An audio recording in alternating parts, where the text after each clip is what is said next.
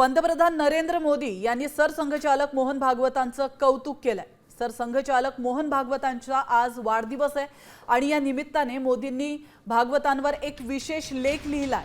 राष्ट्रीय स्वयंसेवक संघाचे सरसंघचालक मोहन भागवत यांच्या अमृत महोत्सवानिमित्त त्यांचे अभिष्ट चिंतन करणारा हा लेख आहे।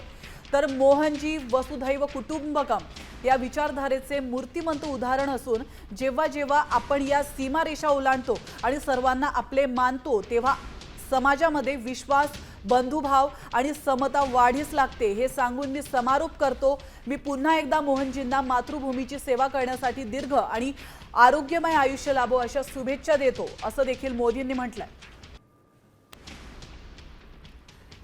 तर मोदी काय म्हणाले, 2009 मध्ये ते सरसंघचालक बनले आणि आजही ते अतिशय उत्साहाने काम करतात।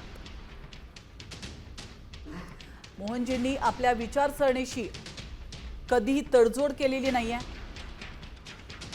संघाचे 100 वर्षात मोहन भागवतांचा काळ सर्वात परिवर्तनकारी आहे। भागवतजींनी अधिकाधिक तरुणांना संघ परिवारामध्ये आणला। त्यांनी ग्रामीण आणि मागास भागामध्ये व्यापक प्रमाणामध्ये काम केलंय। त्यांच्या नेतृत्वाखाली संघाच्या गणवेशातील बदल आणि शिक्षा वर्गांमध्ये सुधारणा झाली। राष्ट्रीय स्वार्थ, नागरी कर्तव्याचा समावेश असलेले पंचपरिवर्तन मोहनजींनी मांडलं। भागवतजी नेहमीच एक भारत श्रेष्ठ भारत या तत्वाचे खंदे पुरस्कर्ते राहिले।